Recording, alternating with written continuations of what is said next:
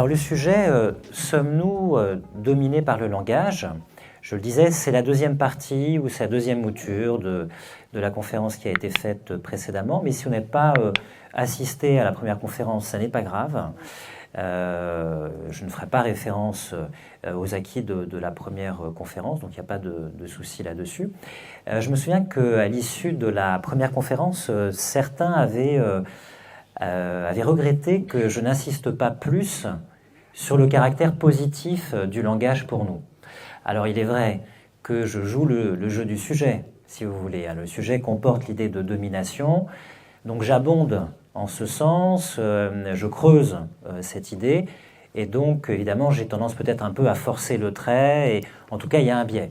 Il y a un biais du sujet, mais je ferai en sorte, j'ai une troisième partie, ne serait-ce que rapidement, d'insister sur le caractère évidemment positif du langage, et pas que sur l'aspect de domination, puisqu'effectivement le langage est très positif, il nous permet de construire notre identité, d'avoir une unité de notre propre conscience, de nous exprimer à la première personne, d'organiser notre expérience du monde, de mettre en ordre un récit de l'univers et de notre propre vie. Donc il y a évidemment un aspect positif du langage. J'essaierai d'y faire droit à la fin de la conférence, mais je vais de nouveau jouer le jeu du sujet et de l'idée de domination.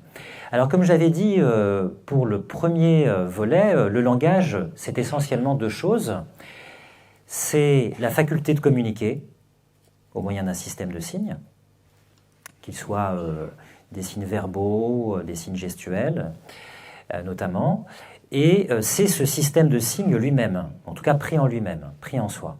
Alors le langage, il est évidemment multiforme, il est protéiforme, il y a le langage mathématique, informatique, symbolique, artistique, musical, graphique, gestuel, j'en parlais tout à l'heure. Alors on ne peut pas traiter de tous les langages, donc moi je vais me centrer, comme j'avais fait d'ailleurs pour le premier volet, sur ce qu'on appelle le langage naturel. Un langage naturel, c'est la langue. C'est la langue que l'on parle ou son substitut par le langage des signes. Et ce que je vais faire, donc, c'est que je vais prendre les choses à nouveau frais. Alors, ce que j'avais fait dans la première mouture du sujet, d'ailleurs, la vidéo est en ligne sur le site internet, c'est que j'avais souligné le fait que le langage est un moyen de domination. Ça, c'est une idée classique, traditionnelle. Hein. Il y a un ensemble de techniques qui permettent, en utilisant le langage, de dominer, en tout cas de tenter de dominer, ses interlocuteurs. Et dans une deuxième partie, j'avais insisté sur le fait que le langage lui-même est une structure générale, sociale, impersonnelle. Hein, personne ne décide personnellement des structures du langage. Et cette structure, elle-même, elle nous domine parce qu'elle prédétermine notre façon de penser à nous-mêmes, de penser au monde, de communiquer. Elle prédétermine, elle surdétermine l'ensemble de nos échanges. Pas simplement de nos échanges linguistiques, mais notre façon de penser, de sentir, de concevoir, de désigner nos propres émotions. Donc, je laisse ça de côté, je pars sur une nouvelle idée qui est liée à la domination, et j'ai envie de commencer par un paradoxe qui est l'impuissance par le langage. Alors vous allez me dire, c'est quand même étonnant, voire contradictoire, de venir parler de la domination par le langage et de commencer par l'impuissance. Puisque si domination il y a, ça veut dire qu'il y a un rapport de pouvoir, à tout le moins. Mais justement, c'est un grand pouvoir que de réduire quelqu'un à l'impuissance, notamment la personne qui parle. Donc je vais commencer par ce paradoxe. Alors, petite vue du plan, on va parler sous un angle politique, à la fois de vie tribale, avec un anthropologue français qui était Pierre Clastres, anthropologue du XXe siècle. On va parler aussi d'un aspect socio-économique avec Pierre Bourdieu, sociologue français. Et puis, je ferai une ouverture quand même vers le côté positif du langage pour ne pas me faire lyncher, pour en sortir de cette indemne, pour faire droit à cette réalité positive du langage. Je commence par la première partie, l'impuissance politique du chef par la parole. Alors, je vais utiliser donc cet anthropologue célèbre qui était Pierre Clastres, qui a notamment fait paraître en 1974 un célèbre ouvrage qui s'appelle « La société contre l'État, recherche d'anthropologie politique ». Et parmi les différentes études que présente Pierre Clastres, il y a notamment l'étude des Indiens Tupi-Guarani. Alors, ce sont des Indiens qui vivent au Paraguay et au Brésil, qui forment une aire culturelle qui est liée d'un point de vue linguistique, d'un point de vue culturel.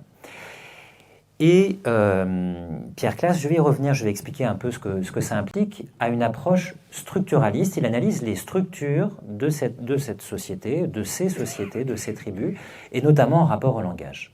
Alors ce qui se passe, c'est qu'il faut un petit peu se décentrer par rapport à nos habitudes de pensée. Pourquoi? Parce que quand on regarde ces tribus d'Amérique du Sud, Pierre Clastre nous dit, et on va le voir, il y a des chefs qui parlent, un peu comme chez nous, vous savez, on a des chefs qui parlent beaucoup, peut-être qui parlent trop, qui sont très diserts, voilà, nous sommes priés d'écouter, qui disent des choses peut-être pertinentes, parfois peut-être un peu vaines. On va voir que dans le cas des chefs tribaux, ils ont une parole vaine, on va voir pourquoi d'ailleurs, mais qui est délibérément assumée, qui est ouvertement assumée comme étant vaine.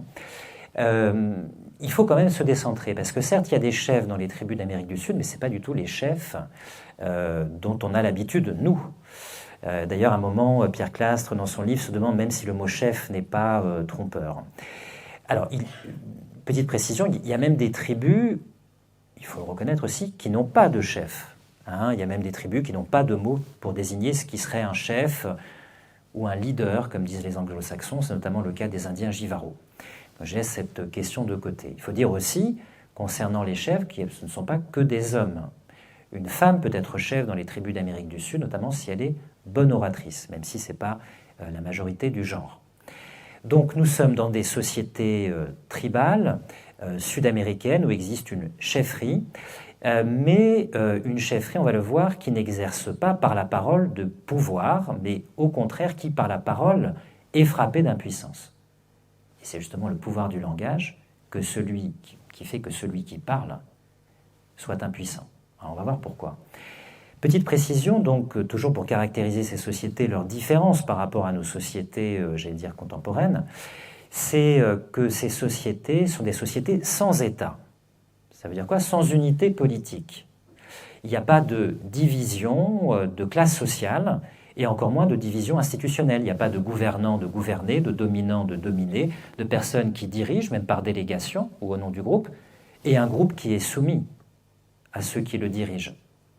Ce sont des sociétés égalitaires. Donc même s'il existe une chefferie et des chefs qui parlent et qui ont, on va le voir, un quasi-monopole de la parole sociale, un petit peu comme dans nos sociétés où la parole sociale ou la parole publique est le fait du pouvoir ou des institutions, ça n'est pas du tout dans le même sens, ça n'est pas du tout dans le même contexte. Alors il y a un célèbre débat qui opposait dans les années 60-70 notamment, Pierre Clastre, qui était structuraliste, un petit peu comme Claude Lévi-Strauss, et les marxistes.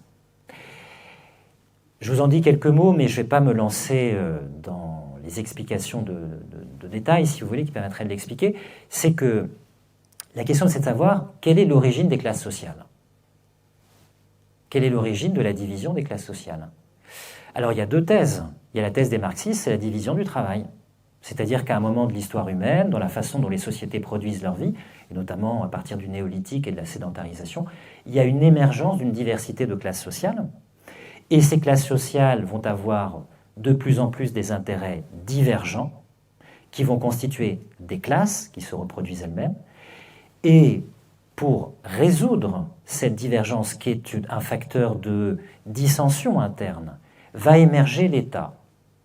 Ça, c'est la thèse marxiste que vous trouvez très bien explicitée par Friedrich Engels, qui était le comparse de Marx, dans son célèbre ouvrage L'origine de la famille, de la société et de l'État, où il analyse, par exemple, dans les sociétés grecques, nous on aime beaucoup la démocratie, mais il dit mais la démocratie grecque, c'est déjà le résultat d'un délitement.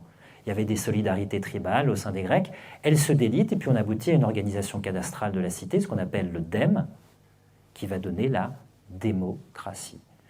Donc l'État, la politique, l'unité politique, est en fait une unité qui cache toujours une division et qui est là pour résoudre la tension et pour les marxistes permettre la domination de la classe dominante. Les structuralistes comme Pierre Classe ne sont pas d'accord. Pierre Classe pense que c'est l'unité politique, le fait à un moment qu'il y ait des gouvernants, des gouvernés, des dominants, des dominés, des gens qui dirigent, qui ordonnent et d'autres qui sont subordonnés, qui obéissent, que c'est ça l'origine de la division des classes sociales. Je laisse ça de côté, mais c'est une réflexion importante, des débats importants de ces années 60-70. Ce qui est vrai, c'est que dans ces sociétés, il y a une division minimale du travail, qui est la division sexuelle. Les femmes font des choses et les hommes font d'autres choses. Alors les hommes, c'est la chasse, la guerre, de façon privilégiée. Ça ne veut pas dire que les femmes ne puissent pas la faire, mais ça veut dire qu'elles sont plutôt, du fait des maternités successives notamment, liées à ce que nous on appellerait l'univers domestique. Hein. Donc la seule division qui existe dans ces sociétés, c'est une division sexuelle des tâches. Alors, que note Pierre Clastres? Premier constat d'importance pour nous, il y a un monopole ou un quasi-monopole de la parole publique sociale par le pouvoir. En tout cas par ceux qui seraient censés exercer du pouvoir. C'est eux qui parlent. C'est eux qui parlent au nom du groupe.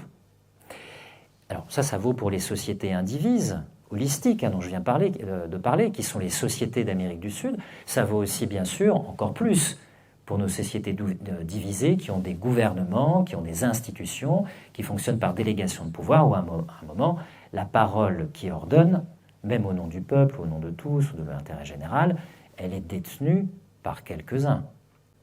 Vous savez, c'est la fameuse phrase « qui fait la loi ?» À un moment, elle est énoncée, la loi, mais tout le monde ne la fait pas. Il faut bien un moment qu'il y ait un pouvoir qui l'énonce. Alors, si je veux être tout à fait honnête, d'ailleurs, ce n'est pas un monopole complet dans les sociétés tribales, parce qu'il y a un autre personnage dont je ne vais pas parler là, mais qui est très important, dont la parole est très écoutée, c'est le chaman.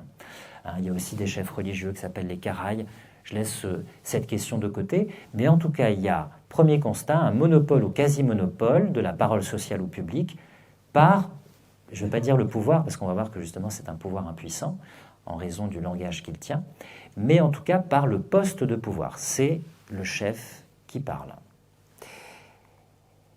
Alors, je mets une petite citation. Parler, c'est avant tout détenir le pouvoir de parler, ou bien encore l'exercice du pouvoir assure la domination de la parole. Seuls les maîtres peuvent parler. Oui, pourquoi il y a une association intime entre la parole et le pouvoir qui vaut pour toutes les sociétés, pour les sociétés tribales qui sont des sociétés égalitaires, ou qui vaut aussi pour les sociétés comme les nôtres, qui sont des sociétés divisées, morcelées, voire fragmentées, en classes sociales différentes, en intérêts divergents, et même qui sont, je dirais, marquées par l'individualisme. Pourquoi il y a toujours un lien, de toute façon, qui se vérifie, quelle que soit la société, entre la parole et le pouvoir? C'est très simple, c'est que le pouvoir, pour s'exercer, il a besoin de la parole, il a besoin du langage. Pour ordonner, pour commander, pour énoncer une directive, un ordre, un décret, pour se faire obéir, pour énoncer un interdit, il faut bien le langage. Donc la condition d'efficience du pouvoir, c'est le langage. Et le langage lui-même, on n'y accède que si on a le pouvoir de parler. C'est-à-dire en société, c'est l'accession à la parole, en tout cas une parole publique, elle est permise quand on a un statut qui permet de prendre la parole, de parler à tous les autres et au nom de tous les autres. Donc vous voyez, il y a une union essentielle entre parole et pouvoir, ou langage et pouvoir. Mais ce qui nous intéresse, nous, pour qualifier, je dirais, la spécificité des sociétés tribales étudiées par Pierre Clastres, c'est le deuxième constat qui nous intéresse, qui nous occupe, c'est qu'il y a une impuissance politique du chef par la parole. Alors je sais que c'est très étonnant, c'est très dur à concevoir. Imaginez que, par exemple, je ne sais pas, un gouvernement, quel que soit le gouvernement auquel vous pouvez penser, en ce début d'année 2025, où un chef, un directeur, une directrice, etc., vous parle et que ce pouvoir n'ait aucun effet sur vous. C'est-à-dire que quand vous l'écoutez, la personne parle, vous dites très bien, merci. Vous allez voir d'ailleurs que même la tribu ne remercie pas le chef. Elle fait semblant d'ailleurs de ne même pas l'écouter. Donc vous voyez que c'est très différent de notre rapport entre pouvoir et langage, ou pouvoir et parole, qui vaut pour nos sociétés, qui sont des sociétés, je l'ai dit, d'institutions, de direction, de gouvernement, d'ordre, de hiérarchie, de subordination, voire de suggestion, de commandement, d'une certaine façon. Alors cette impuissance politique du chef par la parole, comment se caractérise-t-elle? Alors je vous ai mis une petite citation de Pierre Clastres, qui est tirée du chapitre 7, où il souligne une différence essentielle. C'est que dans nos sociétés divisées, je dis, il y a des dominants, des dominés, des gouvernants, des gouvernés, des gens qui dirigent, et d'autres, même s'ils dirigent au nom de tous, il y a ceux qui dirigent et ceux qui sont dirigés par délégation. Dans les sociétés divisées, le chef a le droit de parler. Dans les sociétés tribales, il a le devoir de parler. Ce n'est pas du tout la même chose. Si vous voulez bien, on lit cette brève citation. Si dans les sociétés à État, donc les sociétés divisées telles que l'entend Pierre Clastres, parce que l'unité politique de l'État cache toujours la division de la société derrière. Si dans les sociétés à État, la parole est le droit du pouvoir, dans les sociétés sans État, au contraire, la parole est le devoir du pouvoir. Je passe quelques lignes. À propos de ces sociétés, elles exigent de l'homme destiné à être chef qu'il prouve sa domination sur les mots. Sa domination sur les mots qui le rend impuissant. C'est une domination paradoxale, si vous voulez, qui fait écho au titre de notre conférence. Alors pourquoi est-ce que le chef, ou comment se fait-il que le chef ait une parole qui soit impuissante ou frappée d'impuissance? D'abord, il est censé être pacificateur, être médiateur, assurer la paix sociale. Donc il a déjà une parole qui est vouée, je dirais, à la paix civile, qui est vouée à l'entente, qui est vouée aussi à faire la paix avec les autres tribus dans les moments qui, comment dirais-je, sont des intermèdes entre les guerres tribales qui peuvent avoir lieu. Et puis surtout, c'est la société qui a le pouvoir. Lui, il parle au nom de tous.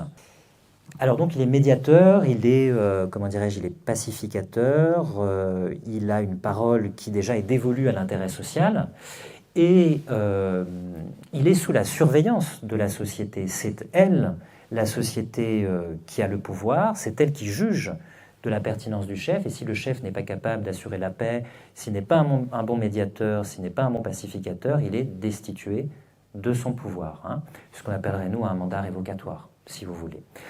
Donc, deuxième constat, la domination du chef sur les mots, le fait qu'il maîtrise le langage, que c'est un bon orateur, il ou elle d'ailleurs, parce que des femmes peuvent être chefs, qu'il y a donc des chefs qui sont de bons orateurs, de bonnes oratrices, leur capacité à pacifier les relations sociales, à parler au nom du groupe, leur domination sur les mots les rend justement impuissants. Alors, il y a un autre fait qui est particulièrement troublant, c'est que ces sociétés, justement, laissent parler le chef et font mine de ne pas l'écouter, encore moins de l'entendre. Je vous ai mis un extrait. La parole du chef dans ces sociétés, elle est, comment dirais-je, c'est une parole routinière. Parole routinière, répétitive, qui fait l'éloge des traditions, qui fait l'éloge des aïeux, qui incite les personnes qui écoutent le chef à poursuivre les us et coutumes des ancêtres, à s'inscrire dans une filiation qui poursuit, comment dirais-je, cette veine culturelle.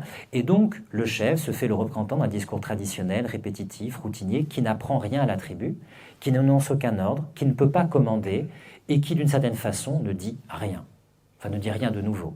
Et donc la tribu feint de ne pas l'écouter. C'est important qu'il parle pour justement ne pas être entendu. En tout cas, on feint de ne pas l'entendre. On fait comme si. Mais c'est important qu'il parle, parce que comme il est tenu de parler, il est aussi tenu par la parole. C'est-à-dire qu'il est enfermé par une parole qui neutralise sa capacité à exercer du pouvoir. Il y a un seul cas où il peut, le chef, commander, pour des nécessités pratiques, ce sont les cas d'épisodes militaires, quand il faut faire une manœuvre, où là, il peut ordonner quelque chose qui est d'un intérêt pratique au groupe. Mais hors de ça, hors de ce cas de figure, sa parole est une parole routinière, une parole traditionnelle, une parole vaine, une parole inefficiente, une parole non directive au service du groupe, et qui répond à une obligation, non pas à un droit, mais à une obligation qu'il a de parler pour le groupe, qui lui-même feint de ne pas l'écouter. Paradoxal. Alors, vous allez me dire, mais merci beaucoup pour cette peinture de la vie tribale, merci pour cet exposé, c'était très bien. Et vous avez quand même peut-être une question, pourquoi ? Quelle est la cause ? Quelle est la cause qui fait que celui qui parle et qui pourrait exercer le pouvoir ne peut pas l'exercer ? Qu'est-ce qui fait que la domination sur le langage, qui fait qu'il parle au nom du groupe, fait qu'il ne peut jamais commander au groupe ? Quelle est non seulement la cause, mais même la raison d'être, on pourrait dire la finalité, le sens profond de cette structure, parce que Pierre Classe est attentif aux structures, de cette structure sociale. Quelle est la solution de cette énigme ? Alors moi j'insiste quand même sur ce coup de génie, parce que peut-être que, alors on est un mardi après-midi, vous avez peut-être bien déjeuné, ça peut-être ne pas frapper l'esprit, mais je vais mettre un peu les pieds dans le plat. Je vous propose cette idée, peut-être que vous n'allez pas être d'accord, ce sera peut-être l'objet d'un débat entre nous à la fin. Ces sociétés ont résolu le problème du pouvoir. C'est un pouvoir qui ne peut pas les commander, qui ne peut pas les soumettre, qui ne peut pas les assujettir, qui est entièrement dévoué à l'intérêt du groupe, qui n'est pas un droit mais un devoir, qui est sous la surveillance du groupe et dont l'intérêt doit être social. C'est pas mal? Je ne sais pas ce que vous en pensez. Alors, quelle est la cause de cet état de fait? Alors, Pierre Classe se tourne d'abord vers un anthropologue important qui était Robert Harry Lowy, qui avait écrit notamment un livre paru en 1948, Social Organization, et d'une façon tout à fait logique, il se dit, finalement, si le chef ou la chef est impuissant ou impuissante, je dirais par constitution, il faut regarder ce qui constitue un chef. Qu'est-ce qui fait qu'on peut devenir chef? Qu'est-ce qui caractérise le chef ou la chef? Alors, Lowy avait donné 3 critères. On va voir que Pierre Classe n'est pas tout à fait d'accord, même s'il en reprend certains. Le chef ou la chef est faiseur de paix, je l'ai dit, fonction pacificatrice, modératrice. Il ou elle est généreuse de ses biens. Alors ça peut être très étonnant aussi pour nous, mais les chefs de ces sociétés tribales n'accumulent pas de biens ou de marchandises. Quand ils font une guerre, qu'ils font une razzia, ou quand ils prennent quelque chose à une autre tribu, ou quand les différentes femmes du chef confectionnent des biens, le chef et sa famille doivent les donner. Peut-être un peu comme nos gouvernants qui sont libéraux, généreux de leurs biens, et qui ne conçoivent pas peut-être le rapport aux institutions publiques comme une source d'enrichissement personnel, ça fait écho en vous. Peut-être la divergence n'est pas si grande que ça. Mais en tout cas, c'est à noter, donc, une libéralité, voire quelque chose de dispensateur. Le chef n'accumule pas des biens, il doit être généreux de ses biens, il doit les donner à la tribu. Il doit aussi des paroles. Donc, premier critère, être faiseur de paix. Deuxième critère, être généreux de ses biens. Troisième critère, être généreux en parole, être bonne oratrice, bon orateur. Donc il doit à la fois des biens, des marchandises, il ne les accumule pas, et il doit aussi des paroles au groupe. Alors Pierre Clastre n'est pas tout à fait d'accord, parce que, mais il reprend une grande partie des analyses de Lowy, parce qu'il y a un critère qu'indique Lowy, qui pour lui n'est pas un critère constitutif du chef ou des chefs, mais qui est plutôt une conséquence. C'est le fait, d'avoir une fonction modératrice ou pacificatrice.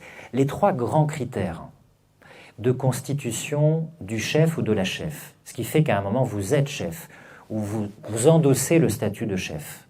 Dans ces sociétés tribales, c'est être généreux de ses biens, ça on l'a dit, être débiteur de biens envers la tribu, être bon orateur, être débiteur de paroles envers la tribu, et, alors 3, ça c'est le plus important peut-être, la polygamie ou polygynie. Souvent sous la forme d'ailleurs d'une polygynie sororale, c'est-à-dire on se marie avec plusieurs sœurs. Alors on ne devient pas chef, je vais y revenir, je vais vous expliquer pourquoi cet attribut qu'est la polygamie pour le chef. On ne devient pas chef tout de suite. Là encore, intelligence de ces sociétés tribales. Il faut briller dans un domaine de compétences qui sert au groupe. Alors notamment dans ces sociétés tribales, c'est la chasse et la guerre. C'est-à-dire que ces sociétés utilisent ce qu'on pourrait appeler, nous, la rivalité mimétique, la concurrence entre les individus, le fait que les individus ont quand même de l'ego, de l'amour-propre. C'est pas parce qu'on est dans une société tribale qu'il n'y a pas de l'ego, de l'amour-propre, de la fierté, la volonté de se distinguer des autres. Il ne faut pas rêver. C'est quand même intelligent, ils le savent. Mais on se sert de cette volonté de se distinguer et de la rivalité qu'elle implique, de la concurrence, de la compétition. Il y a de la compétition, hein. La compétition, ça n'a pas été inventé par le système de production capitaliste. On se sert de la compétition dans des domaines dont le groupe va être bénéficiaire.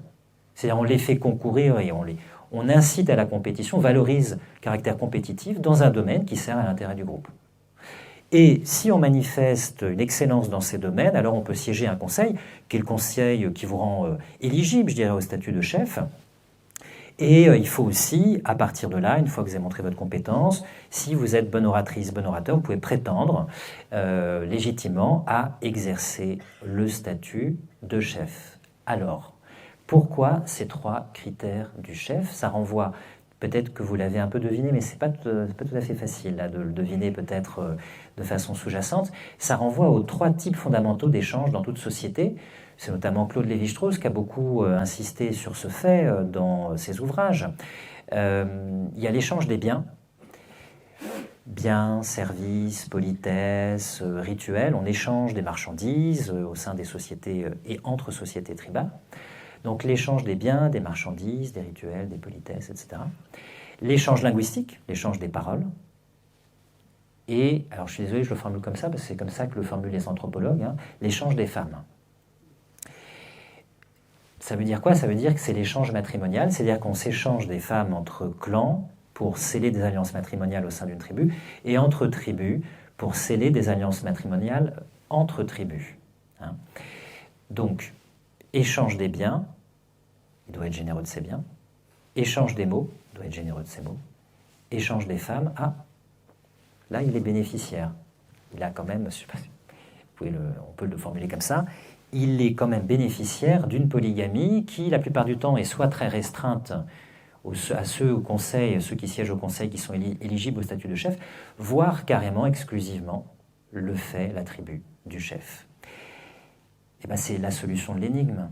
Vous l'aurez peut-être deviné, c'est que cette structure constitutive du chef, en fait, elle déroge au principe de réciprocité des échanges. Pourquoi?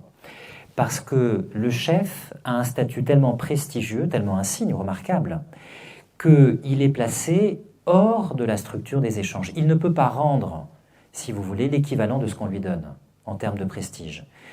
Il y a deux sources de prestige. Un, d'abord, le fait d'occuper le poste de chef, qui est en soi prestigieux, d'avoir ce statut remarquable qui fait que vous êtes, comment dirais-je, j'allais dire l'élu de la tribu, en tout cas le représentant, la représentante éminente de la tribu, première source de prestige. Et deuxième source, je dirais à la fois de prestige, mais aussi d'intérêt charnel, le fait de bénéficier de plusieurs femmes, ce que n'ont pas les autres. Et Pierre Clastre nous dit, ce double statut de prestige, cette double exception, fait que le chef, d'une certaine façon, ne peut jamais rendre quelque chose d'équivalent au prestige qu'on lui fait. Ça veut dire que même s'il est débiteur de parole, éternel débiteur de parole qui parle tous les jours au nom du groupe, des aïeux, des traditions, des ancêtres, des coutumes, etc., même s'il donne tous les biens qu'il arrive à prendre, à accumuler, que ses femmes confectionnent, etc., en fait, il est toujours un éternel débiteur par rapport à la tribu. Pierre Clastre nous dit qu'il y a deux raisons qui font qu'il ne pourra jamais commander à des subordonnés, ou que s'il essaie d'énoncer un ordre, on ne lui obéira pas. Il ne peut pas avoir cet usage du langage. C'est que, il est privé d'immanence, d'une certaine façon, il est dans le groupe, mais il n'est pas du groupe. Hein. C'est sa célèbre formule chrétienne, être dans le monde sans être du monde. Lui, il est dans le groupe, mais il n'est pas dans la structure des échanges. Et surtout, ce à quoi il est tenu, à savoir de parler, le frappe d'impuissance. D'abord parce que la parole en elle-même n'est pas une violence qu'il pourrait faire subir à des subordonnés, parce que sa parole elle-même est vaine, répétitive, routinière, qu'elle n'a pas d'intérêt, et que deux ont faim de ne pas l'écouter, et qu'en plus on pourra rajouter, il est censé faire la paix par sa parole et non pas être un ferment de guerre ou de conflit, encore moins à titre d'intérêt personnel. Donc on a un chef éternel, débiteur de la tribu, qui parle au nom de la tribu, mais qui est toujours, d'une certaine façon, sous la surveillance de cette tribu qui détient, en tant qu'intérêt collectif, le pouvoir sur celui qui parle. Alors, comment expliquer une petite musique? C'est sympa, il y a un carillon de Noël. Alors, qu'est-ce qui peut expliquer ce que moi je considère, pas que moi, comme un coup de génie? Quand je dis, ils ont trouvé la solution au problème du pouvoir. Parce que dès que quelqu'un a du pouvoir sur les autres, je ne dis pas qu'il va mal l'exercer, mais je dis qu'il y a la tentation de l'exercer à son profit. Et pas forcément au nom de l'intérêt général. C'est normal, c'est humain, quand on a du pouvoir sur les autres. Ça génère aussi une forme de structure psychique, d'attente, d'imaginaire, qui fait qu'on peut l'exercer pour soi, c'est normal. Alors, qu'est-ce qui explique ce coup de génie? Alors, Pierre Clastre n'est pas tout à fait clair, je trouve, là-dessus, parce que pour lui, il n'y a pas d'intention de la nature, il n'y a pas une sorte d'intention sous-jacente. Il fait l'hypothèse d'un inconscient collectif, d'un inconscient social. Ces sociétés ont un inconscient collectif, un inconscient social. Et cet inconscient, donc c'est quelque chose qui n'est pas conscient, c'est quelque chose qu'elles ne réfléchissent pas, ce coup de génie. C'est quelque chose qu'elles font parce qu'il y a en elles comme une intuition originaire. Quelle est cette intuition originaire? C'est que tout pouvoir est une menace de violence. toute personne qui détient du pouvoir peut l'exercer contre vous, et par coercition, par contrainte. Donc tout pouvoir est menace de violence, et la violence, nous dit Pierre Clastres, est du côté de la pulsion, du côté de la nature, et pas du côté de la culture. Et donc ces sociétés, comme elles sont culturellement structurées par l'échange, elles mettent en porte-à-faux de leur culture le poste de pouvoir. C'est-à-dire comme elles sentent que dans le pouvoir, il y a une menace de violence qui est du côté, nous dit Clastres, de la nature, de la pulsion, elles se structurent pour mettre le chef en position de rupture ou d'extériorité par rapport à leur structure interne. Ce qui fait qu'il est dans le groupe, mais en même temps, il n'a jamais au sein du groupe la possibilité d'exercer du pouvoir sur le groupe. Pierre Clastres n'est pas toujours tout à fait clair, je trouve, parce qu'il s'exprime sur le mode du comme si. C'est comme si ces sociétés avaient en elles un inconscient qui faisait qu'une intuition originaire leur permettait de constituer le chef sur un mode de rupture par rapport à leur structure sociale. En tout cas, c'est une hypothèse. Alors, je crois que je n'ai pas le temps de vous parler du sacrifice du chef dans ces sociétés.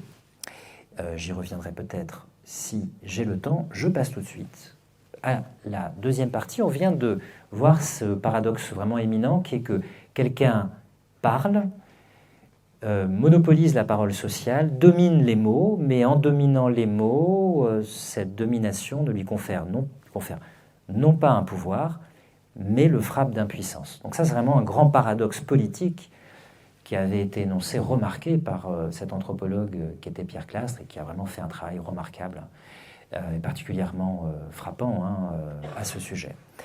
Je passe maintenant à un volet qui est différent, qui est le volet socio-économique, et je parlais plutôt du contexte de nos sociétés. Et je vais m'appuyer sur les analyses de Bourdieu dans un célèbre ouvrage, Ce que parler veut dire, l'économie des échanges linguistiques, qui est apparu en 1982. Alors, quelle est la grille d'analyse de Pierre Bourdieu pour comprendre nos échanges linguistiques, nos échanges de langage et la façon dont la domination sociale, la différence des classes sociales, se reflète dans notre façon de parler, dans nos échanges linguistiques, puisque la sociologie de Bourdieu s'occupe d'analyser les rapports entre dominants et dominés au sein des sociétés, et dans ce livre, Bourdieu, avec sa grille d'analyse, essaie de cerner ou d'analyser ces rapports de domination sociale à travers l'usage du langage.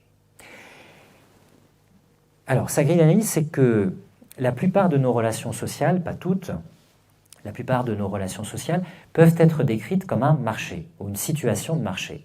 Ça veut dire quoi? Ça veut dire que c'est une situation d'échange. On peut échanger des politesses, un bonjour, on peut échanger des services à titre gracieux, à titre bénévole d'ailleurs. On peut échanger, des mots, on peut échanger évidemment un travail contre une rémunération. La plupart de nos échanges sociaux pour Bourdieu peuvent être décrits comme une situation de marché, c'est-à-dire une situation d'échange dont les acteurs sont des détenteurs de capitaux. Alors, quel est ce capital que détiennent les acteurs qui font partie de cet échange, de cette situation de marché? Eh bien, ce capital, il est vraiment de forme variable, parce qu'il y a bien sûr capital monétaire, capital financier ou économique, si vous voulez. Il y a le capital éducatif, d'instruction. Il y a le capital linguistique, votre façon d'utiliser le langage, votre aptitude, on va le voir, à l'utiliser, à mettre les formes, à avoir un langage plus ou moins fin, plus ou moins raffiné, plus ou moins calibré pour les différentes circonstances sociales que vous pouvez croiser dans votre existence. Il y a un capital symbolique, capital de prestige. Il y a un capital même, on peut dire, relationnel, un capital de réseau. Si vous avez un entre-gens extrêmement important, un grand réseau, vous avez un capital social. Donc, si je veux résumer, la grille de lecture de Bourdieu, nos échanges sociaux peuvent être décrits en général comme une situation de marché dont les acteurs sont des détenteurs de capitaux. Alors, évidemment, une fois qu'on a posé ça, moi je ne suis pas bourdieusien, je pense que tout ne peut pas s'analyser à travers cette grille de lecture, mais je dois bien reconnaître aussi qu'elle est pertinente et performante, on va le voir dans l'application des analyses de Bourdieu. Ce qui se passe, c'est que, évidemment, dans toute relation sociale, dans tout échange, dans toute dans toute situation de marché, la situation elle est plus ou moins égalitaire, plus ou moins inégalitaire, plus ou moins asymétrique, plus ou moins en votre faveur ou plus ou moins en votre défaveur. Donc, cette situation de marché, elle est plus ou moins tendue pour vous, selon la position, j'allais dire selon le rapport de force, selon la position que vous occupez du point de vue du capital par rapport à l'autre personne avec qui vous êtes en train d'échanger, notamment sur le plan linguistique. Donc, la situation elle est plus ou moins tendue selon que la situation de marché est plus ou moins inégalitaire, asymétrique et notamment à votre détriment. Et elle est plus ou moins tendue selon que l'enjeu est plus ou moins grand. Évidemment, si on s'exprime à son employeur, son employeuse, son N plus 2, 3, 4, 5, la situation est plus tendue, l'enjeu est plus grand que si on s'exprime à ses collègues ou à ses amis, évidemment. Et nous dit Bourdieu, la tension donc se mesure au caractère asymétrique, si vous voulez, de cette situation de marché, à l'enjeu, évidemment, qui est celle de cette situation de marché, et au degré de sanction que nous risquons si nous manquons à la correction des usages dans notre façon de nous adresser aux autres. Si nous froissons leur amour-propre, si nous sommes incorrects envers eux par le langage, si nous dérogeons aux attentes, si nous faisons des impairs, le degré de sanction est plus ou moins grand. Alors, j'ai pris l'exemple de l'emploi, mais il y a des choses peut-être auxquelles on ne pense pas, des situations beaucoup plus anecdotiques, mais qui peuvent être concernées. Je prends un exemple très simple, vous habitez un village, il n'y a qu'une boulangerie à 10 km à la ronde, et tout d'un coup, je ne sais pas, vous parlez mal, vous avez une forme d'incorrection dans le langage avec le boulanger et la boulangère, et vous la froissez, la personne ne veut plus vous voir, et vous devez faire 10 km pour aller trouver notre boulangerie. Bon, c'est une sanction, si vous voulez, qui est liée au fait que dans l'interaction linguistique, dans l'échange, à un moment, une incorrection, une sortie de route, un impair a été commis qui crée une dissension dont vous subissez l'effet négatif. Donc il n'y a pas forcément, évidemment, que le contexte économique ou le contexte, d'emploi, hein, évidemment. Il faut appliquer ça à toutes les situations d'échange linguistique, où on risque une sanction plus ou moins grande, où la situation est plus ou moins tendue. Face à cette situation objective, j'allais dire la compétence de chacun, de chacune, c'est ce qui est lié à notre habitus. Notre habitus, c'est notre disposition acquise en société. C'est ce que vous avez acquis comme réflexe, comme automatisme, comme capacité d'adaptation sociale dans les différentes circonstances de la vie. Et c'est notamment du point de vue linguistique la capacité à s'adapter à la tension du marché et la capacité à répondre à cette tension, c'est-à-dire à mettre les formes, à euphémiser votre langage quand l'enjeu est très grand, quand la situation est asymétrique à votre détriment, la capacité d'une certaine façon à censurer votre langage, à gommer ses aspérités, à lisser l'expression d'un souhait, d'un désir, l'énoncé d'une contestation, pour la rendre acceptable aux oreilles de la personne, de celui ou de celle qui vous entend et qui peut-être a plus de pouvoir que vous. Alors, cette situation objective, donc plus ou moins tendue, plus ou moins asymétrique, selon que l'enjeu est plus ou moins important, fait que nos échanges linguistiques, c'est toujours un compromis entre vous, ce que vous voulez dire, votre intention signifiante, et les formes que vous devez mettre pour être entendu. Il y a même une formule de Bourdieu qui dit « le langage, c'est un peu de la magie ». Il y a toujours, si on perçoit bien le degré de tension d'une situation, une bonne formule qui est la meilleure et qui est la formule optimale qui vaut à l'exclusion de toutes les autres. Et après, il y a des formules plus ou moins à droite, plus ou moins maladroites, plus ou moins blessantes, évidemment. Et prêtez bien attention, c'est que ce qui compte, c'est pas ce que vous dites, c'est la manière dont vous le dites. Ça veut dire quoi? Ça veut dire que pour un même énoncé, il y a une variabilité de forme d'énonciation. Il y a une très très grande variabilité dans la façon de dire ce que vous avez envie de dire. Mais cette variabilité des formes d'énonciation, nous dit Bourdieu, elle est liée à la variabilité de votre position dans la situation de marché. C'est-à-dire ce qui explique qu'il y ait une telle variation de forme dans l'énoncé de nos souhaits, de nos désirs, de nos pensées, de nos attentes, etc. C'est la variabilité de notre position dans les échanges sociaux qui commande une adaptation de la forme à la situation.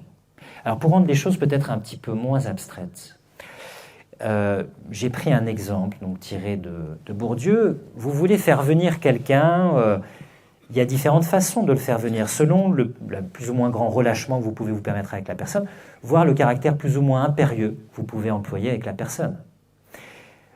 Je cite Bourdieu. « Venez, voulez-vous venir? Ne voulez-vous pas venir? Vous viendrez, n'est-ce pas? Dites-moi que vous viendrez. Si vous veniez, vous devriez venir. Venez. Alors venez ici, c'est vraiment... Ici, c'est... J'allais dire, c'est pour les chiens. Moi, j'ai une chienne, je ne parle pas comme ça. Hein. Si, parfois, ça arrive, enfin, avec bienveillance. Viendriez-vous? Vous viendrez. Faites-moi le plaisir de venir. Faites-moi l'honneur de venir. Soyez gentils. Venez. Je vous prie de venir. Venez, je vous en prie. J'espère que vous viendrez. Je compte sur vous. » Et ainsi de suite, à l'infini. Qu'est-ce qui explique la variabilité de ces formes? Si ce n'est notre disposition à percevoir l'état de tension du marché et notre capacité à y répondre en donnant une forme, qui est une forme sociale, le langage c'est une forme sociale, à l'énoncé de notre intention signifiante. J'ai pris un autre extrait, je ne vais pas tout lire, mais il y a une idée qui m'intéresse là, c'est le terme métalinguistique. Je vais en dire un mot au sujet de l'analyse que Bourdieu fait de la bourgeoisie. Nul dans « ici »,« venez » ou « venez ici », l'atténuation de l'injonction est plus marquée dans « faites-moi le plaisir de venir ». La forme employée pour neutraliser l'incorrection peut être l'interrogation simple « voulez-vous venir ?» ou redoublée par la négation « ne voulez-vous pas venir ?» qui reconnaît à l'interlocuteur la possibilité du refus, ou une formule d'insistance qui se dénie en déclarant la possibilité du refus, etc. Alors vous pouvez même aller jusqu'à la forme obséquieuse, faites-moi l'honneur de venir. Je me souviens d'un élève qui m'avait pris pour un imbécile. J'avais mis c'était rare. Et j'avais mis du temps à corriger des copies, et il était venu avec un langage d'une telle politesse, d'une telle obséquiosité, qu'évidemment il se moquait de moi. J'avais beaucoup de conseils de classe, j'avais tardé, j'avais donné malheureusement une date, ça ne faut jamais le faire, je n'avais pas pu tenir. Je m'excusais de façon récurrente, et à un moment il était venu, il m'avait dit « Monsieur, auriez-vous l'amabilité de me dire quand vous pensez être en mesure, peut-être, de nous rendre les copies que nous vous avons rendues ?» Je lui ai dit « D'accord, je vais mettre les bouchées doubles ce week-end. » Et je lui ai dit « T'es très intelligent, parce que c'est justement par l'ironie obséquieuse de l'usage de son langage que je m'étais senti piqué. Que, voilà, bon. Donc, il y a tout un jeu. Alors pourquoi le terme de métalinguistique est important? Métalinguistique, ça veut dire que vous dites autre chose que ce que vous dites. C'est quand même bizarre. Si, vous dites autre chose que ce que vous dites. C'est-à-dire qu'il y a notamment une analyse de Bourdieu sur la bourgeoisie traditionnelle. Je dis traditionnelle parce que maintenant la bourgeoisie avec la mode bobo, ça a un peu changé quand même, mais il y a plusieurs tics de langage ou plusieurs habitus de langage de la bourgeoisie traditionnelle. Il y a notamment le discours neutralisant, c'est-à-dire qu'au lieu d'aller dans les extrêmes, au lieu de dire ce film j'ai adoré, il était génial, vous dites ce film était sympa. Ou par exemple, je ne sais pas si vous connaissez les analyses des Pinson-Charlot, qui ont beaucoup étudié des milieux sociaux très aisés. Quand on veut faire venir quelqu'un à une réception parce que c'est d'intérêt pour faire du réseau, on ne dit pas « ce serait bien que vous veniez, on voudrait vous voir ». C'est amusant, ce serait amusant que vous veniez. Donc voilà, il y a des codes de langage. Et parmi les habitus traditionnels de la bourgeoisie, Bourdieu note qu'il y a la verbosité. Le fait d'employer un luxe de langage, d'employer ce que les Anglais appellent les filler phrases, hein, donc un ensemble de chevilles dans le langage qui permettent de lisser le discours, qui permettent de le grossir, voilà, qui donnent un effet, j'allais dire, onctueux au langage. Et derrière ce luxe de vocabulaire qui parfois ne dit pas grand-chose, vous signifiez autre chose que ce que vous dites, c'est-à-dire vous signifiez votre appartenance de classe. Vous maîtrisez le langage, les codes de langage, et outre ce que vous dites, qui peut être d'une grande platitude, vous signifiez en plus de ce que vous dites, c'est ça le métalangage, que vous appartenez à une catégorie sociale qui utilise le langage de cette façon. Et c'est une forme de reconnaissance invisible qui est possible. Donc le métalangage, c'est très important. Alors, je ne sais pas quelle heure il est, je ne sais pas si j'ai encore le temps de Geneviève. Il est 20. Voilà, alors j'ai peut-être le temps, je ne sais pas si ça vous intéresse, de parler de la domination sexuelle à travers le langage. Je ne sais pas si c'est un... Non ? Ça marche toujours, la domination sexuelle, donc mais je pose la question, c'est rhétorique, hein, c'est une question rhétorique. Alors, comme ça ne vous intéresse pas, on passe à la troisième partie. Mais non. Alors, comment dirais-je, les échanges linguistiques, le langage, c'est, comment dirais-je, une expression des rapports de domination entre dominant et dominé. Bourdieu, enfin, je glose un peu sur Bourdieu, mais ce qui caractérise les classes populaires, traditionnellement, nous dit Bourdieu, c'est le relâchement dans la façon de se tenir, de se vêtir, de se comporter, de parler. Et ce qui caractérise traditionnellement la bourgeoisie, c'est de mettre dans son univers ordinaire une tension, un degré de tension ou d'exigence plus important dans la façon de se tenir, de manger, de se vêtir et de parler. Ça veut dire quoi? Ça veut dire que le curseur de la tension, de l'exigence est plus grand dans les circonstances ordinaires de la bourgeoisie. Ce qui fait que, comment dirais-je, pour les classes populaires, nous dit Bourdieu, ce curseur monte d'un coup, d'un cran, très vite, pour ce qu'on appelle les grandes occasions. Vous allez à une réception, à un baptême, à une cérémonie, à un gala. Tout d'un coup, vous devez un peu mieux vous habiller, un peu mieux parler, vous comporter différemment de ce que sont vos usages ordinaires, etc. Ce qui fait courir en tout cas le risque pour les classes populaires, nous dit Bourdieu, le risque de s'endimancher. C'est de même que pour les vêtements, quelqu'un qui n'a pas l'habitude de porter le costume, qui n'a pas l'habitude de porter une veste, tout d'un coup, a une façon de s'habiller généralement un peu plus relâchée, peut paraître un petit peu mal à l'aise, un petit peu engoncé dans des vêtements qu'il n'a pas l'habitude de porter. De même, quelqu'un qui n'a pas l'habitude de mettre les formes risque de faire des impairs, parce qu'il risque à un moment de mettre trop les formes et d'apparaître totalement hors de propos, ou de ne pas mettre assez les formes parce qu'il n'y a pas la plasticité, l'habitude, la capacité d'adaptation qui a été contractée dans les circonstances ordinaires de la vie, si vous voulez. Donc c'est vraiment cette différence entre dominant et dominé pour Bourdieu, elle s'inscrit dans l'expression du langage. Mais il y a aussi une expression de cette domination à travers le langage dans sa dimension corporelle. Et c'est à travers l'expression corporelle du langage qu'on va retrouver la domination sexuelle. Alors, le langage, c'est effectivement une expression du corps. D'abord parce qu'il y a une posture, il y a même un grain de la voix. C'était un titre d'un ouvrage de Roland Barthes, ça, le grain de la voix. Il y a une intonation, il y a une incarnation de la parole, il y a des mimiques, il y a des façons de parler, il y a des inflexions, il y a des postures. Le langage, il est corporel, même dans sa façon de prononcer. Il est physique, il est charnel, pourrait-on dire. Or, qu'est-ce qui caractérise, nous dit Bourdieu, traditionnellement les classes populaires? C'est un refus des manières, un refus du raffinement, un refus du fait de mettre les formes, un refus de la censure, un refus du langage châtié. Pourquoi? Parce que faire des chichis, comme on dit, c'est perçu comme une forme efféminée, traditionnellement, dans les milieux populaires. Alors pourquoi? Il y a une double logique. D'abord parce que ça fait partie de l'habitus des classes populaires, nous dit Bourdieu, que de ne pas employer une forme d'expression raffinée, une éloquence un peu ourlée, une façon d'être qui fait des manières. Et aussi parce que c'est une contre-culture, c'est une façon d'opposer à la bourgeoisie une culture populaire et de refuser les normes, entre guillemets, des dominants. Et nous dit Bourdieu, il y a une opposition symbolique qui permet de résumer un peu les choses, qui permet en tout cas d'exprimer ce rapport dominant-dominé du point de vue corporel du langage, c'est l'opposition entre la bouche et la gueule. Alors je suis désolé, je vais dire des gros mots, mais ce n'est pas de mon fait. Pourquoi? Parce que faire la fine bouche, avoir la bouche en cul de poule, etc., tout ce qui est du domaine de la bouche, de la moue, des chichis, des manières, etc., ça, c'est du domaine de la bourgeoisie, c'est du domaine de l'efféminé.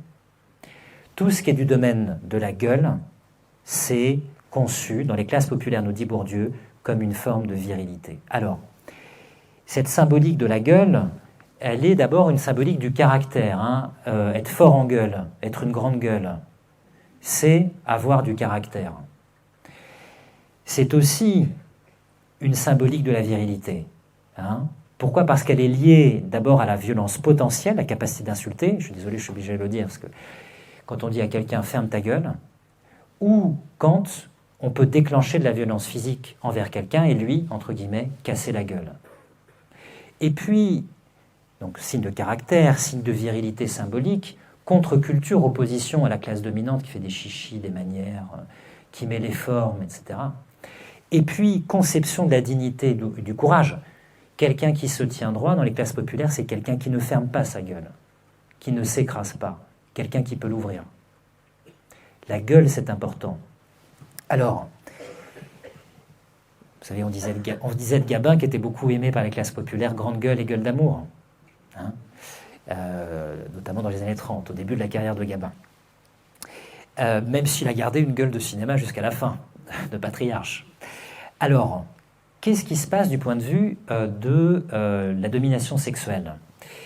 Vous voyez qu'il y a une identité sexuelle symbolique qui est liée à une domination sociale. C'est-à-dire que les classes populaires se constituent dans leur identité sexuelle, notamment virile, contre le raffinement, les formes, les manières, vécues comme efféminées, vécues comme le fait de faire des chichis, vécues comme une forme de féminité symbolique. C'est évidemment un double tranchant pour les hommes des classes populaires, parce que, je dirais, les femmes, à la fois, sont dans une situation traditionnelle de dominer, mais ont un avantage sur les hommes. C'est que pour gravir les échelons sociaux, et notamment à travers les alliances matrimoniales, on a beaucoup parlé ces dernières années de la tendance hypergame, statistiquement des femmes, leur tendance à contracter des alliances matrimoniales avec quelqu'un d'un statut ou d'une catégorie socio-professionnelle supérieure à elle, alors que les hommes sont tendanciellement plutôt hypogames. C'est des dialogues qui ont beaucoup eu lieu là, ces 10-15 dernières années. Les femmes ont un avantage, c'est-à-dire qu'adopter les codes de la bourgeoisie qui sont dans les magazines, qu'elles regardent, c'est pas une renonciation à leur identité sexuelle. Elles n'ont pas à renier leur identité sexuelle symbolique en adoptant, ou en achetant, ou en prenant de la maroquinerie différente de celle qu'elles prenaient, en achetant des vêtements, en portant des vêtements différents de ceux qu'elles portaient, en mettant des formes qu'elles ne mettaient pas auparavant. On ne peut pas dire qu'elles renoncent à leur identité sexuelle symbolique. Mais pour les hommes, c'est autre chose. C'est ce qui donne aux femmes un avantage. Alors, c'est paradoxal parce qu'elles sont dans une situation traditionnelle de dominer, mais en même temps, elles ont une plus grande plasticité ou adaptation sociale dans une promotion à travers les alliances matrimoniales.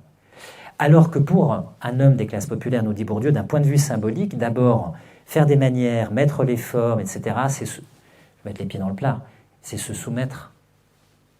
Ah oui, il faut se soumettre à des codes qui ne sont pas les siens. Il faut à un moment renoncer à ce qui étaient les codes qui ont permis de construire sa vision du caractère, sa symbolique sexuelle, sa façon de s'affirmer au sein d'un groupe.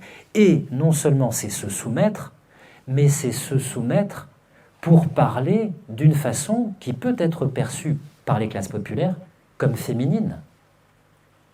Ça peut poser problème. C'est ce qui donne moins de plasticité sociale dans l'évolution, si vous voulez, d'un homme issu des classes populaires, d'après les analyses de Bourdieu, que ce qui vaut pour une femme. Donc vous voyez, il y a quelque chose de tout à fait paradoxal à ce sujet. Alors, nous avons vu cette grille d'analyse, je dirais, socio-économique appliquée aux échanges linguistiques, cette analyse des rapports dominants-dominés, cette analyse des dispositions sociales acquises, des habitus, de la capacité à s'adapter ou pas aux circonstances, de la plus grande élasticité sociale, du plus ou moins grand fond culturel qui permet de répondre aux différentes situations de la vie sociale.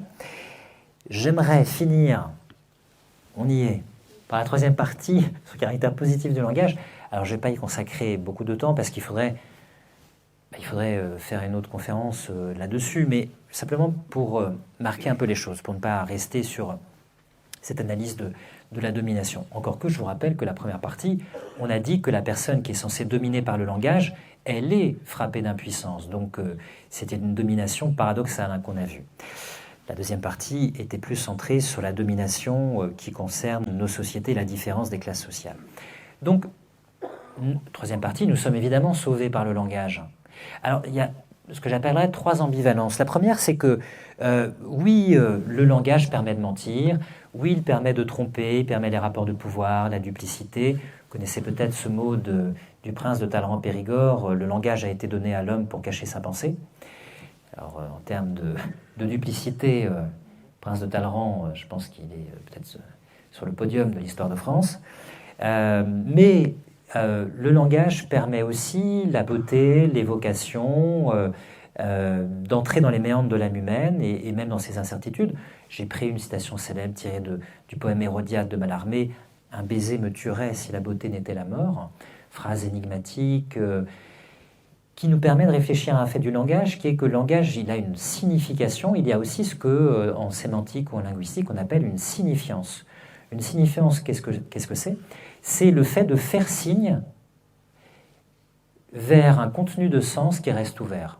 Comme quand vous êtes devant un tableau, qui est un tableau magnifique, une grande œuvre d'art, ou que vous assistez à une grande tragédie, ou que vous lisez un grand roman, vous pouvez lui donner une interprétation, vous pouvez lui donner sa signification, mais cette signification n'épuisera jamais le contenu de sens qui est signifié par l'œuvre. C'est-à-dire, des générations entières peuvent se succéder, peuvent continuer à parler de ce roman, de cette sculpture, de ce tableau, de ce poème, en lui trouvant toujours des sens nouveaux et en travaillant toujours sa signification. C'est-à-dire une signification qui n'est pas enfermée, qui n'est pas réductible simplement à un énoncé fermé, c'est ce qu'on appelle la signifiance, le fait de faire signe. Et ça, c'est quand même le caractère incroyable du langage et de ses ressources, d'arriver par une beauté évocatoire, poétique, éventuellement lyrique, à faire signe vers un contenu de sens ouvert qui fait que chaque génération va trouver un sens nouveau, va puiser de nouveau dans ce langage un sens, va trouver un écho particulier qui n'aura pas été celui de la génération précédente. Alors, j'ai mis évidemment citation parmi les plus célèbres, la citation de Nicolas Boileau, selon que notre idée est plus ou moins obscure, l'expression la suit, ou moins nette ou plus pure, ce que l'on conçoit bien, s'énonce clairement, et les mots pour le dire arrivent aisément. Alors c'est peut-être une vision un peu naïve, parce que ça veut dire que toute obscurité du langage est liée à une obscurité de notre conception. Et dès qu'on arrive à faire la clarté sur nos pensées, on arrive à les énoncer clairement, ce qui n'est pas toujours le cas. Parfois, il nous manque les mots pour le dire aussi. Et encore faut-il avoir les ressources du langage pour entrer dans les méandres de la conscience. Mais en tout cas, ce qui est important, c'est que le langage peut énoncer même une ambiguïté, même un doute, même une incertitude, même un atermoiement. Pourquoi ? Parce qu'il a cette capacité, si tant est qu'on puisse au moins concevoir ce qui est en nous, il a la capacité à l'exprimer. Et ça sauve quand même de l'essolement qu'on peut éprouver quand on cherche à communiquer sa pensée ou ses émotions. Autre aspect positif du langage, ça ne va pas vous surprendre, la force thérapeutique, salvatrice du langage, on peut être sauvé par le langage. Alors, j'ai commencé par une citation que j'aime bien parce que, il y a évidemment, j'ai dit, il y a 3 ambivalences. La première ambivalence, c'est que le langage peut nous tromper, peut tricher, peut être facteur de duplicité, mais peut aussi être facteur de beauté, de signifiance et d'ouverture du sens. Deuxième ambivalence, si nous nous parlons, c'est pour nous comprendre. Ça veut dire que nous n'avons pas de compréhension intuitive, nous ne sommes pas dans la conscience des autres. Il y a une très belle métaphore qui est employée par Philippe Le Breton et David Le Breton. La parole qui s'écoule de nos bouches, c'est comme un sang, si vous voulez, qui s'écoule de la blessure qui dit notre séparation d'avec les autres. Nous sommes séparés de la conscience des autres. Et pour essayer de comprendre les autres, pour essayer d'entrer dans leur psyché, dans leur psychologie, dans leur esprit, il faut bien parler, puisque sinon on ne se comprend pas. On risque de ne pas se comprendre. Donc toute relation à l'autre s'efforce de briser un instant la coupure des corps, la séparation avec le monde. La parole est le sang qui s'écoule de la blessure et qui cherche justement à la suturer. Cette parole, elle nous permet d'essayer de nous comprendre, elle nous expose évidemment à des malentendus, mais elle peut être thérapeutique, elle peut être salvatrice. Peut-être que la parole salvatrice la plus éminente, c'est celle qu'on trouve dans l'évangile de Jean. Vous savez, quand Jésus approche d'une piscine, je ne sais pas si vous connaissez la circonstance, où il y a des paralytiques, des aveugles, des personnes qui sont malades, et ils attendent le passage d'un ange. Vous savez, il y a un ange qui passe dans la piscine et qui va mettre en mouvement les eaux, et on dit qu'on guérit en étant le premier ou la première à aller dans la piscine après le passage de l'ange. Et Jésus croise donc un malade, et vous connaissez la fameuse formule, lève-toi, prends ton lit et marche. Et il lui dit, il dit en substance évidemment, ma parole, en tout cas c'est la parole prophétique qui se veut porteuse d'un salut, sa parole porte en elle-même non seulement une guérison possible, mais un salut transcendant. Donc, caractère aussi positif du langage, certes le langage, il est le symptôme de notre séparation des consciences, on essaie de se comprendre, on s'expose aux malentendus, mais en même temps il permet de soigner nos maux, d'essayer, comment dirais-je, de guérir de certaines blessures, et il est même, en tout cas supposément, facteur de salut dans la religion ou dans la mystique. Puis dernier aspect positif du langage sur lequel je termine un peu rapidement, mais quand même qui est à souligner, c'est que là aussi il y a une ambivalence. Oui, le langage, d'une certaine façon, comme le dit Bergson, met un voile entre nous et le monde et même entre nous et nous-mêmes. Pourquoi ? Parce que nos habitudes de langage, notre façon utilitaire, pratique d'utiliser le langage, ne nous permet pas toujours de saisir la singularité des situations et la singularité de nos émotions. Ça veut dire quoi ? Ça veut dire que, Bergson nous le dit, dans notre vie ordinaire, nous avons un rapport pragmatique, utilitaire aux choses. Une salle est une salle, une chaise est une chaise, une table est une table, et je sais pas, une église est une église quand on sort. Et donc on a un mot unique pour nommer les choses. On ne perçoit des choses que ce qui nous est utile pour les utiliser. On ne perçoit des espaces que ce qui est utilitaire la plupart du temps pour les traverser. Il faut sortir du monde utilitaire et être en contemplation pour voir la singularité des situations, des objets et des êtres. Mais la plupart du temps, en mouvement, dans l'activité, nous ne percevons qu'une esquisse de la réalité. Et en plus, quand nous nommons les choses, nous les nommons par des catégories générales. On peut prendre un exemple célèbre. Quand Monet dépeint la cathédrale de Rouen, évidemment, quelqu'un qui vit à Rouen, qui passe devant la cathédrale de Rouen, c'est la cathédrale de Rouen. Mais elle est différente à chaque moment du jour, à chaque saison, à chaque moment de luminosité. Et c'est la même chose pour chacun des objets qui nous entourent, chaque situation. Mais notre façon utilitaire d'utiliser les choses, notre façon pragmatique de traverser les situations de la vie et notre usage impersonnel du langage, automatique, pratique, fait que souvent nous avons du mal à la fois à exprimer la singularité de nos émotions, ce que nous ressentons réellement, et la singularité des situations que nous traversons. Alors Bergson le dit, un voile s'interpose entre la nature et nous, et même entre nous et notre propre conscience. Mais le caractère positif du langage, c'est que la créativité qui est permise par le langage fait que nous pouvons sortir du caractère social, impersonnel, automatique du langage pour essayer d'exprimer la singularité de nos émotions. Ça veut dire quoi ? Ça veut dire que quand on essaie d'exprimer ce que quelqu'un représente pour nous, quand on essaie de dire véritablement ce qu'on ressent pour quelqu'un, quand on essaie de penser une situation qui nous a marqué, par exemple, ou quand on fait le récit de sa vie, qu'on revient sur un événement marquant de notre propre vie, nous voyons bien que nous essayons de trouver dans le langage quelque chose qui n'est pas prédéterminé, qui n'est pas la phrase qu'on va dire dans toutes les situations qui nous vient à l'esprit tout de suite. On va essayer de chercher dans le langage, à travers les ressources dont on dispose, quelque chose qui va être à la mesure du poids de la circonstance qu'on essaie de dire, et qui va permettre d'exprimer la singularité, la force de l'émotion qu'on a ressentie ou qu'on ressent envers quelqu'un, ou dans une situation qui compte pour nous. Et ce sont les ressources du langage qui le permettent. Donc à la fois le langage, il est social, c'est un code impersonnel, collectif, qui s'oppose à la singularité, au caractère intime et personnel de nos émotions. Mais en même temps, il offre des ressources qui permettent à la personne d'aller chercher dans ce langage quelque chose qui lui permette d'exprimer un sens, une singularité, une émotion, quelque chose qui correspond au poids de la circonstance, à l'importance de la personne, à la grandeur de ses sentiments, de ce qu'il peut éprouver à un moment dans sa vie. Et, alors évidemment, c'est le cas, je dirais de façon emblématique, d'abord et avant tout des artistes, dont parle Bergson. J'ai parlé de Monet et de la cathédrale de Rouen, on peut parler des poètes. Il y a dans les artistes, dans leur capacité d'exprimer les choses, d'utiliser les ressources du langage, dans la poésie, dans l'art en général, la capacité à renouveler notre regard sur les choses, à nous parler des choses d'une façon qui nous les fait voir comme épurées, si vous voulez, dépouillées du caractère anodin, banal, qui est le fait de l'existence quotidienne. Ça, c'est un travail artistique, c'est un travail de l'expression, c'est aussi un travail du style. Et il y a notamment une expression que j'aime beaucoup, qui est la dernière diapositive de cette conférence, qui est une expression de Gilles Deleuze, qui disait au sujet des grands écrivains, des grandes écrivaines, maintenant dit-on, autrices, un grand écrivain est toujours comme un étranger dans la langue où il s'exprime, même si c'est sa langue natale. C'est étonnant. Pourquoi ? Parce que pour dire la beauté du monde, la force des sentiments humains, la tragédie des circonstances, le poids d'une vie, la façon dont nous sommes traversés par l'existence, Le langage banal, évidemment, ne suffit pas. Il faut aller chercher dans les ressources d'expression la capacité de dire, comme si nous étions étrangers à notre propre langue, quelque chose qui soit à la mesure de ce que nous avons vécu.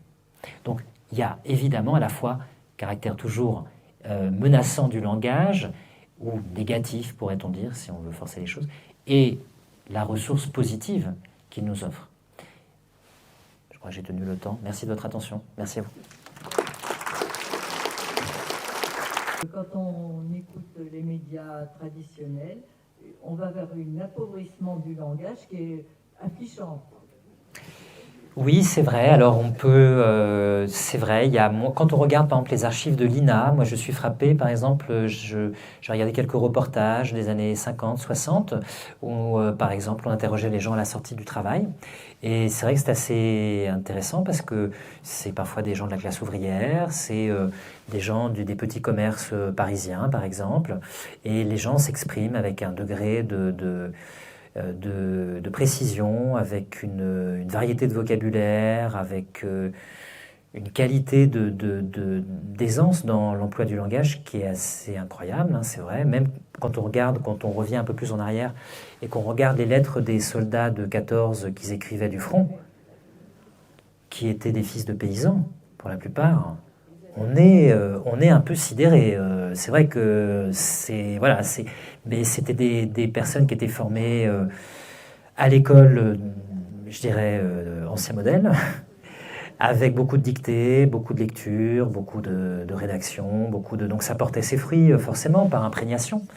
Alors c'est vrai qu'il y a un langage qui est plus relâché maintenant, qui est plus fait d'anglicisme, d'automatisme, qui a traversé les grands médias et les hommes politiques aussi, hein. Donc c'est vrai, oui, je peux que souscrire. C'est vrai, quand on replonge dans les archives, on est frappé de la différence. C'est vrai, c'est vrai. Je n'en dis qu'on vient pas. D'autres questions? Une histoire à vous raconter. Oui, tout à fait. Alors c'était peut-être pour illustrer la différence entre, je dirais, le mode de chefferie qu'on a dans les tribus sud-américaines et ce que sont nos chefs dans nos sociétés contemporaines, qui sont essentiellement des personnes qui sont élues ou nommées pour leurs compétences réelles ou supposées, qui sont, je dirais, des personnes mandatées pour répondre à des missions institutionnelles.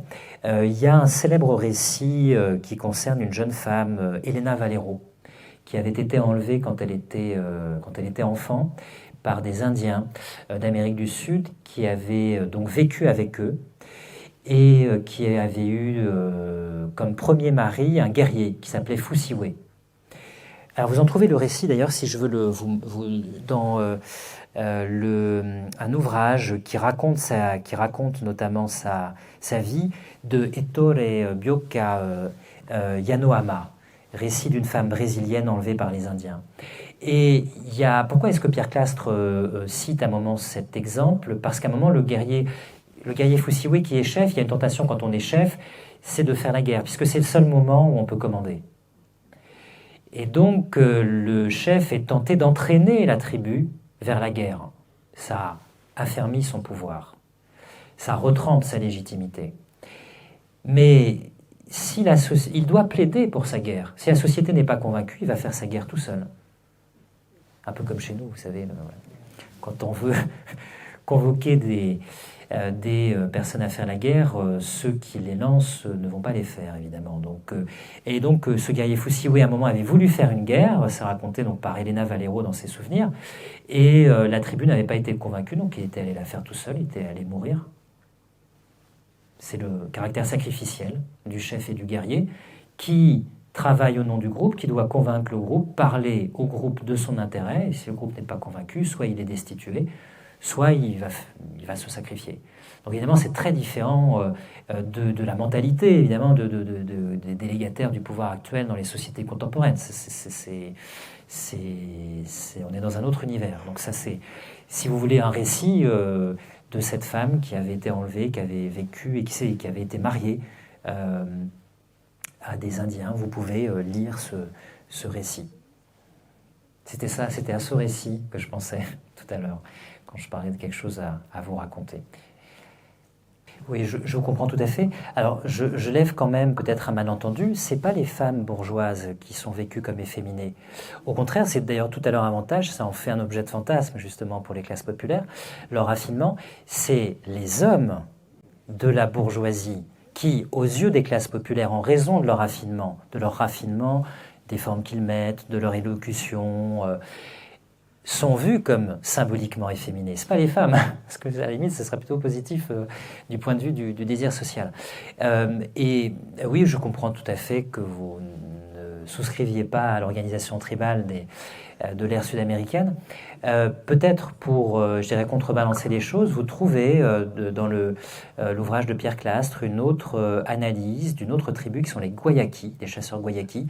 Et sachez, madame, ça vous rassurera sans doute, qu'il y a un fait génétique chez les Guayakis qui est que il y a moins de femmes que d'hommes, et donc les hommes sont obligés de partager leurs femmes, si j'ose dire. Alors je ne dis pas qu'on est dans la polyandrie qu'on trouve par exemple dans les sociétés népalaises. Je ne dis pas qu'on va jusque-là, mais en tout cas, une femme a couramment deux hommes, voire plusieurs hommes. Alors ça, c'est un fait qui est lié à la biologie et à la reproduction dans sa fait génétique, si vous voulez. Et justement, ces facteurs de frustration auprès de ces guerriers Guayakis qui doivent partager leurs femmes, et ce qui donne à leurs femmes la possibilité d'en éconduire un et de menacer l'un d'être éconduit au profit de l'autre. Donc, sachez que il n'y a pas que des situations défavorables de ce point de vue-là, mais il est vrai, il y a quand même une asymétrie, il faut le reconnaître.